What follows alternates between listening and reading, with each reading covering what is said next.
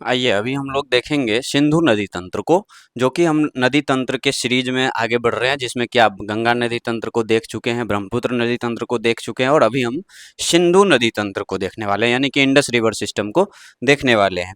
देखिए, सिंधु नदी भी ब्रह्मपुत्र नदी के तरह ही क्या है, पूर्ववर्ती नदियां हैं, पूर्ववर्ती नदी है। सतलज, सिंधु और ब्रह्मपुत्र मुख्य रूप से आपको पूर्ववर्ती नदी, पूर्ववर्ती किसको कहते हैं मैंने आपको पहले भी बताया है, जो नदियां पर्वतों के बनने से पहले से बहा करती है उसको पूर्ववर्ती नदियां हम कहते हैं, ठीक है।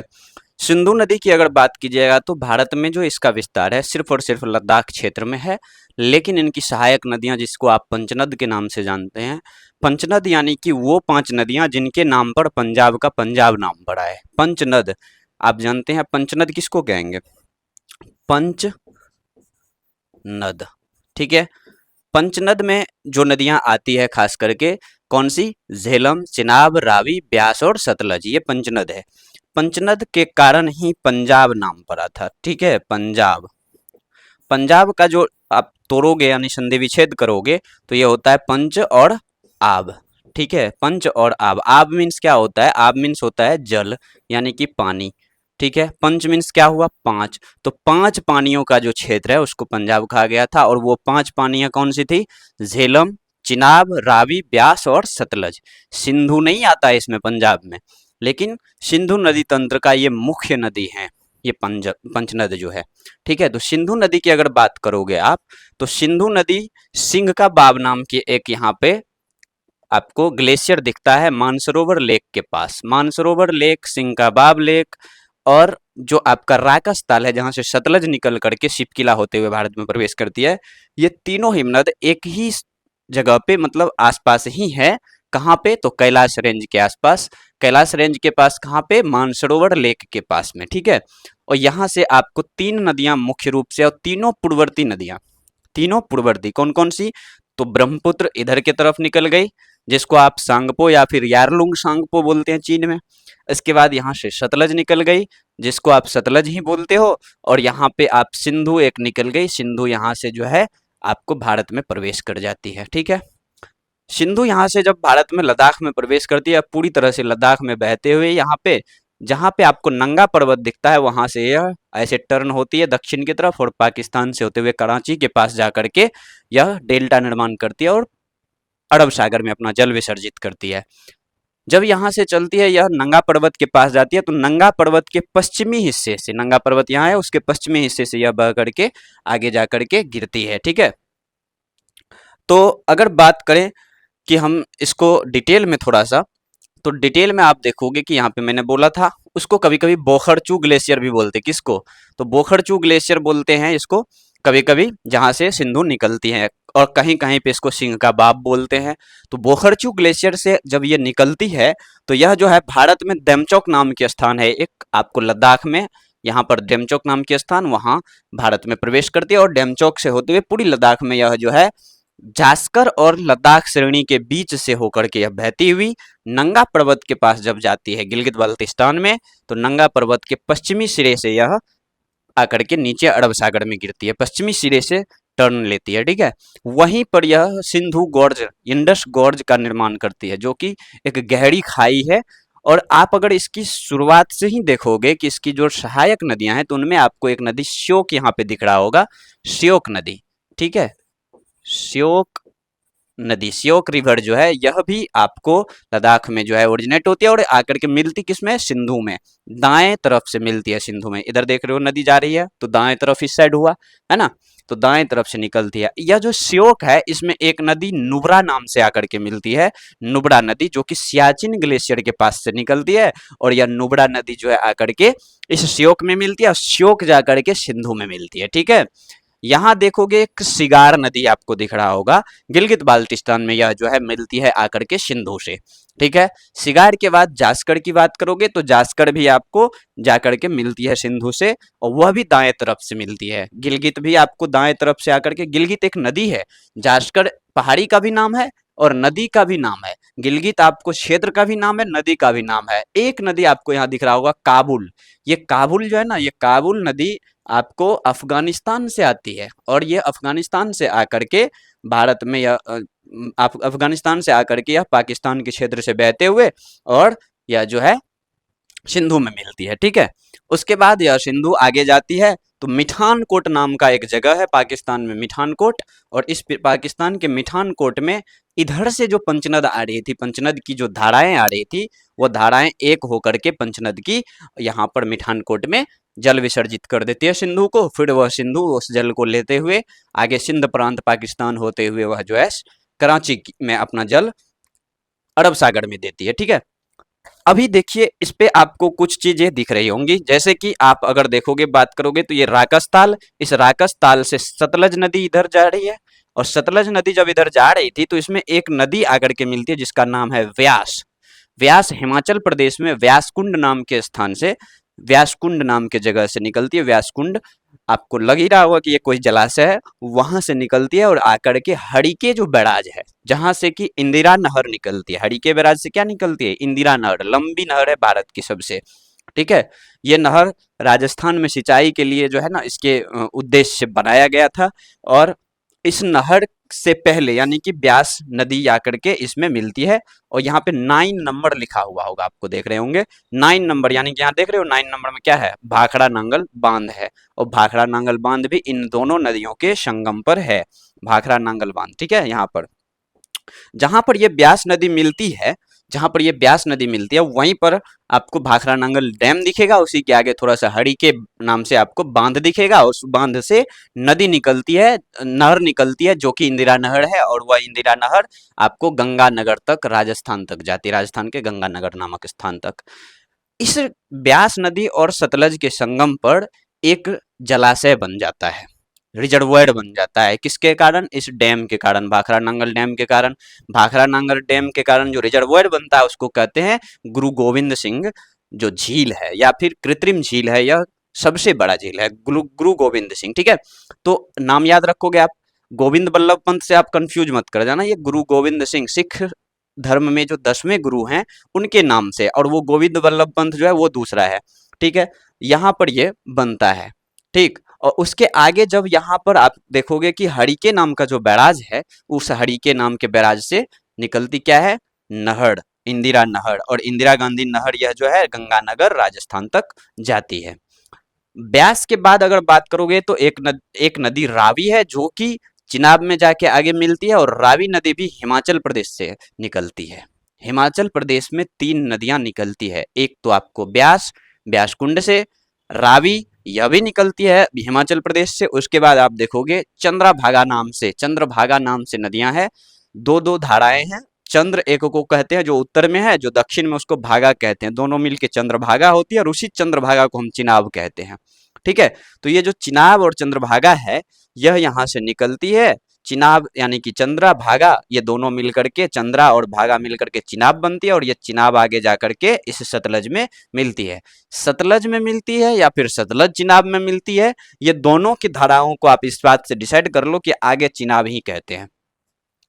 ठीक है, जब आगे ये दोनों जाती है तो उसको चिनाब ही कहते हैं। मतलब क्या है कि सतलज जाके चिनाब में मिल रही है। ठीक है, अब यह चिनाब नदी जब आगे आती है तो इसमें एक नदी यहाँ से झेलम आती है जो कि मिलती है चिनाब में। कौन सी नदी मिली अभी? झेलम। अब झेलम से याद आ रहा होगा आपको श्रीनगर। श्रीनगर की स्थापना किसने करवाई थी? श्रीनगर की स्थापना सम्राट अशोक ने करवाया था। और सम्राट अशोक ने इसी नदी के किनारे आपका यह श्रीनगर स्थापित किए थे। ठीक है, यह प्राचीन नगरी है श्रीनगर, कोई नया नगर नहीं है। तो यह नगर जो है यहाँ पे बसाया था किसने? तो अशोक सम्राट ने। वुलर झील जानते हैं आप, डल झील वगैरह जानते होंगे, उस क्षेत्र में यह झेलम नदी जो है बहती हुई आगे बढ़ती है। और यह आगे जाकर के पाकिस्तान में चिनाब से मिल जाती है। रावी नदी भी यहाँ से बहती है मतलब हिमाचल से। और हिमाचल के बाद कश्मीर होते हुए पाकिस्तान के पंजाब में चली जाती है। कश्मीर के बाद अपने पंजाब, उसके बाद वह जो है पंजाब में, पाकिस्तान के पंजाब में जाकर के चिनाब से मिल जाती है। ठीक है, जब इन सारी नदियों का आप देख रहे हो तो यहाँ एक छोटी सी नदी आप देख पा रहे होंगे, किशन गंगा नदी बोलते हैं इसको। किशन गंगा नदी महत्वपूर्ण है, हर चीज से, हर तरीके से महत्वपूर्ण है। कैसे? कि यह जो किशन गंगा है यह एलओसी के पास आप देखोगे, जो आप नीलम वैली सुनते होंगे, पाकिस्तान की तरफ से बोला जाता है इसको नीलम वैली। नीलम वैली वो लोग बोलते हैं, हम लोग पाकिस्तान की तरफ से तो सुनने वाले हैं नहीं, हम क्या बोलते हैं इसको, किशनगंगा या फिर किशनगंगा वैली, किशनगंगा घाटी बोलते हैं, ठीक है। वो इन्हें नदी बोलते हैं, नीलम वैली बोलते हैं इसके घाटी को, हम लोग इसे किशनगंगा घाटी बोलते हैं। और किशनगंगा नदी जो है आकर के झेलम में मिलती है, ठीक है। और किशनगंगा पूरी तरह से कश्मीर में बहने वाली नदी है। इसी प्रकार से आप ब्यास को देखोगे तो पूरी तरह से भारत में बहने वाली नदी है। ब्यास कुंड से लेकर के हरिकेत तक वह पूरी तरह से भारत में है, ठीक। इस प्रकार से हम इन चीजों को देख रहे थे। अब देखिए इसमें कुछ नंबर्स हमने दिया हुआ है यहाँ, ठीक है। इन नंबर्स को अगर आप देखोगे तो नंबर्स में आप देखिए कि जो एक नंबर यहाँ पे दिख रहा होगा आपको किशनगंगा पर, यहाँ पर देख रहे हैं आप एक नंबर, ये एक नंबर क्या है, ये किशनगंगा डैम है। यहाँ पे आपको नंबर से हमने इंडिकेट किया हुआ है डैम को, ठीक है। एक नंबर यानी कि किशनगंगा डैम। ये जो दो नंबर आप देख रहे हैं मांगला डैम, ये मांगला डैम पीओके में पाकिस्तान की तरफ से बनाया गया है, झेलम नदी पर है। 3 नंबर में आप देख पा रहे होंगे तुलबुल बांध, तुलबुल परियोजना बहुत ही फेमस क्वेश्चन है, यहाँ से तो आता ही है। तुलबुल परियोजना किस नदी पे है, तो झेलम नदी पे है, और झेलम नदी पे तुलबुल परियोजना। उसके बाद अगर आप देखोगे 4 नंबर यानी कि बगलिहार, बगलिहार किस नदी पे है, तो बगलिहार है चिनाब नदी पे। उसके बाद आप देखोगे सलाल डैम, ये भी चिनाब नदी पे। दुलहस्ती परियोजना ये भी चिनाब नदी पे। तो दुलहस्ती, सलाल और ये जो आपको बगलिहार है, ये तीनों के तीनों कहाँ है, चिनाब नदी पे, ठीक है। इसी प्रकार से अगर आप देखोगे तो ये देखो आप किसकी, रंजीत सागर की हम बात कर रहे हैं, या फिर इसी को थीन बांध बोलते हैं। तो रंजीत सागर या थीन बांध किस पे है, रावी नदी पे, पंजाब में है ये, रावी नदी पर पंजाब में है। उसके बाद आप देखोगे पोंग बांध, यह हिमाचल प्रदेश में ब्यास नदी पर है। उसके बाद देखोगे तो हमने बताया ही कि यह जो है भाखड़ा नांगल बांध आपको इन दोनों के ब्यास और सतलज के संगम पर है, ब्यास और सतलज के संगम पर, यानी कि भाखड़ा नांगल डैम। और ये भाखड़ा नांगल डैम वही डैम है जहाँ के उद्घाटन में, जिसके उद्घाटन में पंडित नेहरू ने कहा था, हमारे प्रथम प्रधानमंत्री श्री पंडित नेहरू ने कहे थे कि भाखड़ा नांगल डैम के उद्घाटन में कि यह जो बहुउद्देशीय परियोजनाएं हैं यह आधुनिक भारत के मंदिर हैं। इसलिए प्रश्न भी आता है कभी कभार कि आधुनिक भारत के मंदिर किसने कहा था इन बांधों को, या फिर बहुउद्देशीय परियोजना आधुनिक भारत के मंदिर है, यह कथन किसका है, या फिर बांध आधुनिक भारत के मंदिर है, यह कथन किनका है, तो यह कथन पंडित नेहरू का है। और वह, यह तो प्रश्न होता ही है, और वह यह भी पूछा जा सकता है, यह प्रश्न यह भी पूछा जा सकता है कि यह कहे कहाँ थे, तो इसके उद्घाटन में कहे थे, भाखड़ा नांगल डैम के उद्घाटन में, ठीक है। तो इनको अगर आप सही से देख पा रहे हो, बहुत ही मतलब एक ध्यान केंद्रित करने वाली जो बात होती है वो करके अगर आप एक बार में देख लोगे तो इनके सारे प्रश्न खत्म ही हो जाते हैं।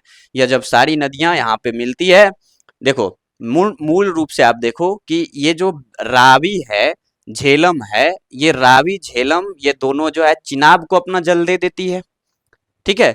उसके बाद ये सतलज जा रही थी जिसमें ब्यास आके बोलती है लो भाई अपना जल, और ब्यास जो है सतलज को जल दे देती है, सतलज जाकर के चिनाब को दे देती है, और चिनाब सारे जल को लेकर के जाती है और वह सिंधु को दे देती है। सिंधु तो सिंधु है, सिंधु अपना सारा जल ले जाकर के डेल्टा निर्माण करती है कराची के पास और सब दे देती है सागर में, अरब सागर को, बोलती है लो भाई अपना जल, हमने सारा जल लेकर के दे दिया इधर।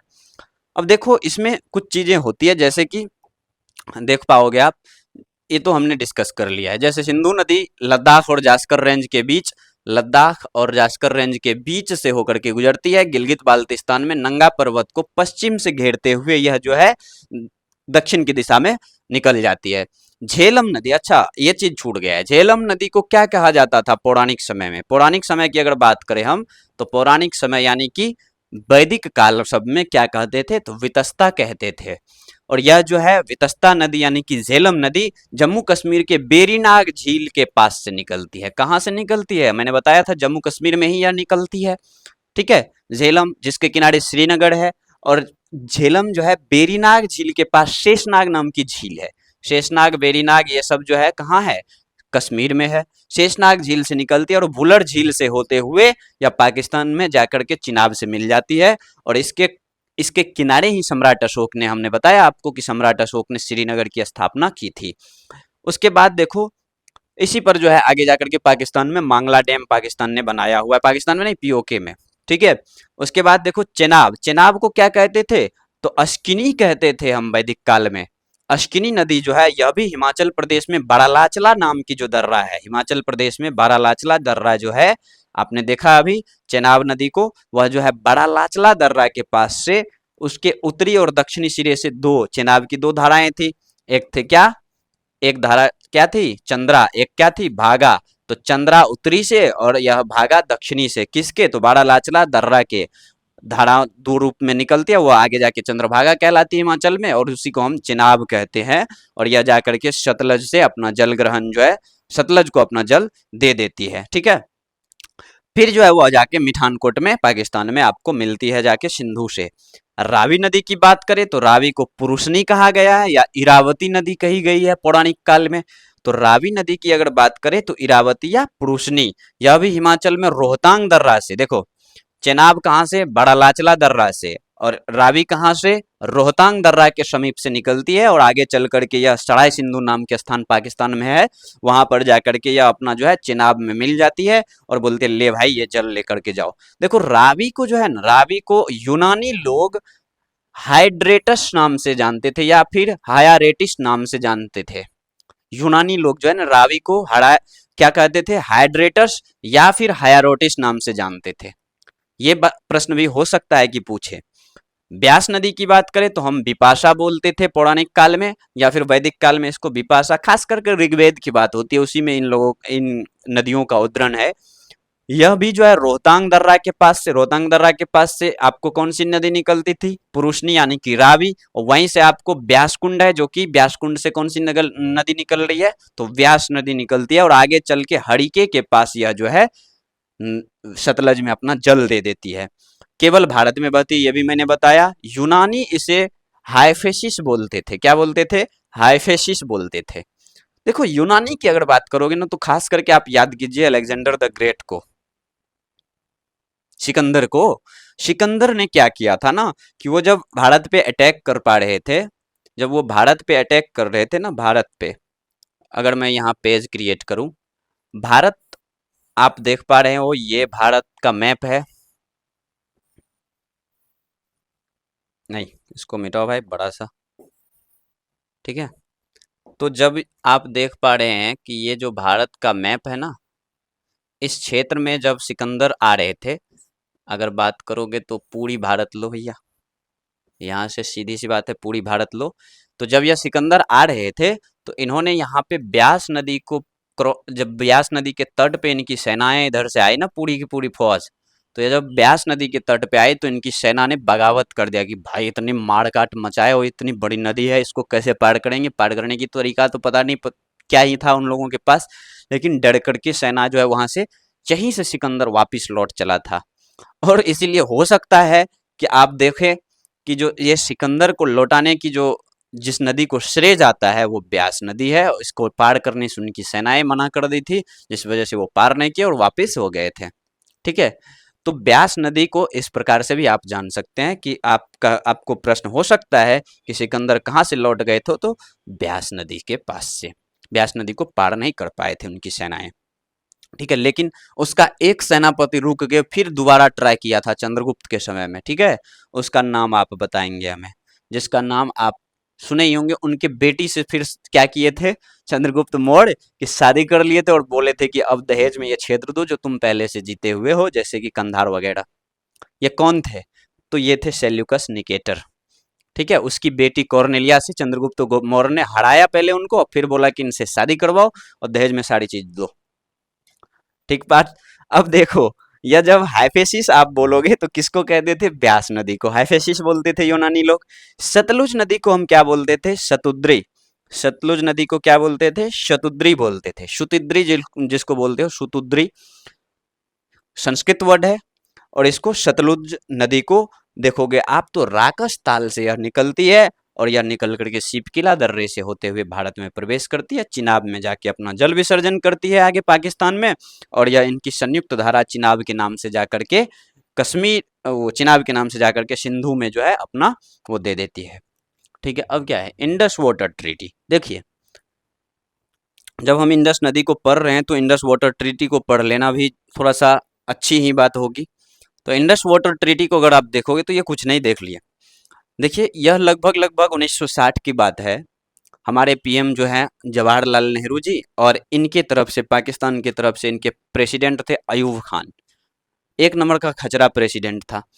लेकिन फिर भी देखिए कि पंडित नेहरू की उदारवादिता थी कि इन्होंने बोला कि चलो बैठो भाई टेबल पे, और एक समझौता कर लो इन नदियों के बारे में कि आप क्या क्या कैसे कैसे यूज करोगे, कौन किस नदी को, कि बाद में विवाद विवाद ना हो, झगड़े ना हो, और बाद में झगड़ोगे भी नहीं। उदारता दिखाते हुए हमने क्या किया कि ये जो नदी आपको दिख रहा था ना, ये जो नदी आपको 5 नदी दिख रही थी, एक चनाब था, चनाब में झेलम आके मिल रही थी इधर से एक रावी आकर के मिल रही थी, और आगे जाकर के सतलज मिल रही थी जिसमें कि ब्यास मिल रहा है। ये जो 5 नदियां हैं, इसके अलावा जो ये सिंधु है, यहाँ आकर के देखो ये सिंधु था ना, तो ये जो 5-6 नदियां हैं, इनके जल के बंटवारे के बारे में यहाँ पर किया गया एक समझौता, कराची में बैठ के, उन्हीं के शहर कराची में बैठ करके यह समझौता हुआ था। ठीक है, वो समझौता ये था कि भाई हम जो है ना पानी को बांट लेते हैं कि किस प्रकार से यूज करोगे। तो ऊपर के जो 3 नदी हैं, कौन कौन सी, सिंधु, चेनाब और झेलम, सिंधु, चेनाब और झेलम, ऊपर के जो 3 नदी थे, और नीचे के जो 3 नदी हैं, इनके ऊपर के 3 नदी का यूज वो करेगा पूरी तरह से बिना रोक टोक के। उसमें सिर्फ और सिर्फ कुछ पानी हम लोगों को यूज करने, लगभग 20% के आसपास यूज करने का वो था, वो भी घरेलू उपयोग के लिए। ये नहीं कि उस पर हाइड्रो पावर प्लांट बना लोगे, नहीं, ऐसा बात नहीं था। उन्होंने ऐसी शर्त वर्त के साथ ये चीजें बनाई थी, और इधर के बिना रोक टोक के हम लोग जो है कर सकते थे यूज इसका पानी। ठीक है, इस प्रकार से बनाया था। देखिए यहाँ पे लिखा भी है 1960 में, सितंबर 19 को 1960 में जो है भारत के प्रधानमंत्री नेहरू जी और पाकिस्तान के राष्ट्रपति अयूब खान द्वारा कराची में यह हस्ताक्षरित किया गया था। लेकिन वर्ल्ड बैंक को बैठा लिए थे। नेहरू जी का ये उदारवादिता रहता था कि वो जो है ना किसी को बैठा लेते थे, भाई तू देख रहे मैं पंचायती करना तुम। पाकिस्तान को पश्चिमी नदियों का अप्रतिबंधित, देख रहे हो, अप्रतिबंधित बिना रोक टोक के पानी मिलता था। लेकिन भारत को पश्चिमी नदियों में कुछ विशेष घरेलू या फिर कृषि या फिर जल विद्युत उत्पादन के संबंधित गतिविधियों की अनुमति थी, अनुमति है, हमने पूरी तरह से अब ले ली है। कैसे बताएंगे अभी, जिसमें कि पाकिस्तान के प्रवाह को रोकना नहीं था, पाकिस्तान के प्रवाह को रोकना नहीं था, लेकिन कुछ चीजों की अनुमति थी। 20% जल का उपयोग लगभग भारत करता है उसमें। ठीक है, पहलगाम आतंकी हमला जब हुआ, आप जानते हैं कि यह जब इसी साल की बात हो रही है जब पहलगाम में आतंकी हमला उन्होंने करवाया। वो आसिम मुनीर जो बयान दिए हुए थे, आप लोग को याद ही होगा कि Hindu are different from us, वो कह रहे थे ना अपने लोगों को, ओवरसीज पाकिस्तानी को संबोधित करते हुए कि हिंदू जो हम लोगों से अलग है, ये है वो है ना। उसकी नौटंकी रहती है कि यहाँ समन्वय ना हो, यहाँ जो है सामंजस्य ना रहे, यहाँ पे शांति ना रहे। इसलिए उनके बहुत सारे मौलानाओं को देखोगे और जो है वहाँ के सेनाओं को देखोगे, उसमें कोई अंतर आपको नहीं दिखेगा, दोनों की एकदम बयानबाजी सेम रहती है, सेना अध्यक्ष वगैरह की। ये तो आजकल फील्ड मार्शल बने पड़े हैं पहलगाम के बाद। तो पहलगाम आतंकी हमला जब हुआ, उसके बाद जो है भारत ने इस समझौते को ठंडे बस्ते में डाल दिया कि ले भाई अब ये खत्म है, इसको अगर तुम खून बहाओगे तो हम पानी बहने वाले नहीं है। मतलब हम रोक भी नहीं सकते उन पानियों को, लेकिन कहा क्या जाता है कि हमें हमें जो जो क्रिटिकल सूचनाएं हुआ करती है वो नहीं देंगे। दूसरी बात, हम ये बात नहीं मानेंगे कि हम सिर्फ 20% का यूज करेंगे। क्यों, हमें 30% की यूज करनी है, हमें 50 की करनी है, हमें 70 की करनी है, हमें हाइड्रो पावर प्लांट बनाना है, क्यों नहीं बनाएंगे भाई? बना करके अपना सारा बिजली जो है इधर भारत, बाकी के भारत में या फिर कश्मीर में और भी डेवलपमेंट तो हो ही सकते हैं उनके पानी से। तो ये सारी चीजें हम इसे कर सकते हैं। और यही था सिंधु जल समझौता, जो कि 1960 में हुआ था और 2025 में एवेंस में चला गया। होता क्या था कि 1960 से लेकर के इधर जब देखोगे तो बहुत सारे वॉर हुए पाकिस्तान के साथ। जैसे 1999 का है, 1999 का, जो करगिल में उन्होंने घुसपैठ किया था, उनकी तो घुसपैठ लगी रहती थी। तो जब 1960 के बाद ये सिंधु जल समझौता जो था, तो उनको लगा कि इस पे थोड़ी ना छेड़ेंगे, और हम लोग छेड़ते भी नहीं थे इसको, क्योंकि हमें ये लगता था कि हम करेंगे क्या, पानी है, पानी रोकने की चीज थोड़ी ना है। मानवीयता हम लोग दिखाते थे और वो लोग दानवीयता दिखाते थे। तो दानव और मानव में यही अंतर है कि अब हम लोगों ने कहा कि दानवों को पानी सही से देना ठीक नहीं है। ठीक है, अभी बाढ़ की समस्याएं हैं, तो बाढ़ हम पानी रोक के क्या ही करेंगे, ले जाओ सारी के सारे पानी। जब पानी की जरूरत होगी तो हम रोकेंगे, और उस समय उसे भी जरूरत होगी, तब उसे महसूस होगा, अभी तो नहीं महसूस होता होगा। तो ये सारी चीजें थी। और आप फिर से इसको अगर रिकॉल करना चाहोगे तो आप देख लो कि सिंधु नदी के बारे में क्या ही है। ठीक है, आप इस पूरे के पूरे जो भी इसमें 3-4-5 पेज का जो पीडीएफ है उसको चाहो तो आप जो है यहाँ पर आपको स्कैनर मिल रहा होगा, जिसको स्कैन करोगे तो ये पीडीएफ आपको मिल जाएगा। ठीक है, रुकिए, आप देख पा रहे होंगे कि ये जो स्कैनर है, स्कैनर काहे नहीं आ रहा भैया, आपको स्कैनर यहाँ से मिलेगा और उसको आप स्कैन कर पाओगे। ठीक है, देखिए, सिंधु जल समझौता की बात अभी आप कर रहे थे, तो ये सब चीज़ें जो है ना, वो थोड़ा सा क्रिटिकल चीज़ें हुआ करता है। ठीक, तो जब क्रिटिकल चीज़ें जो चीज़ होती है, आप अगर उसको देखोगे तो उन्हें अच्छे से पढ़ने में मज़ा ही आता है। ठीक है, और ये मज़ेदार है ही। इसको स्कैन करोगे तो आपको ये पीडीएफ पूरी तरह से मिल जाएगी। ठीक है, अब इसके बाद हम लाने वाले हैं प्रायद्वीपीय भारत की जो नदियां हैं उनको विशेष करके कोशिश करेंगे कि एक साथ जोड़ करके लाएं और उसको ला करके आपके सामने प्रस्तुत करेंगे। इसी साथ बने रहिए हमारे साथ, इसी के साथ धन्यवाद। जय हिंद।